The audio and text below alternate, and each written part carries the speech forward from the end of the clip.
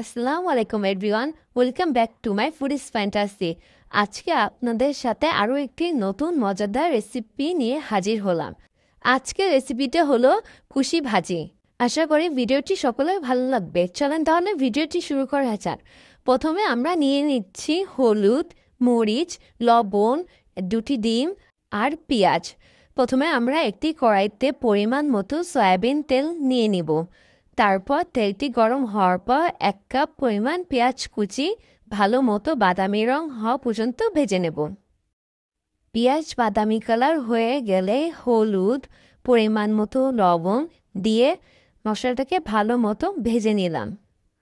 কিছুক্ষণ ভুনে নেওয়ার পর ধুয়ে রাখা কুশি গুঁড়ো মশলার ভিতরে দিয়ে ভালো করে নেড়ে চেড়ে মিক্সড করে নিলাম। মিক্সড করা হয়ে গেলে কিছুক্ষণের জন্য ভাজিটিকে ঢাকনা দিয়ে ঢেকে দিলাম। কিছুক্ষণ পর ঢাকনাটি উঠিয়ে ভাজিকে ভালো মতো নাড়া দিতে হবে, যাতে করে ভাজিটি ভালো মতো সিদ্ধ হবে।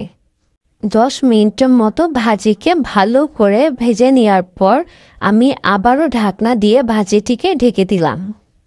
এই ফাঁকে আমরা 2টি ডিম একটি বাটিতে করে ভালো করে ফেটে নিলাম। ফেটানো শেষ হয়ে গেলে ডিমটি ভাজির মধ্যে দিয়ে দিলাম।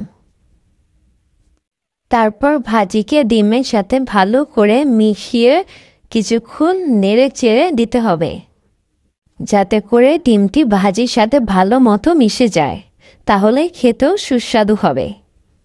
আরও 5 মিনিট ভালো করে ভেজে নেওয়ার পর চুলার আঁচটি বন্ধ করে দিতে হবে।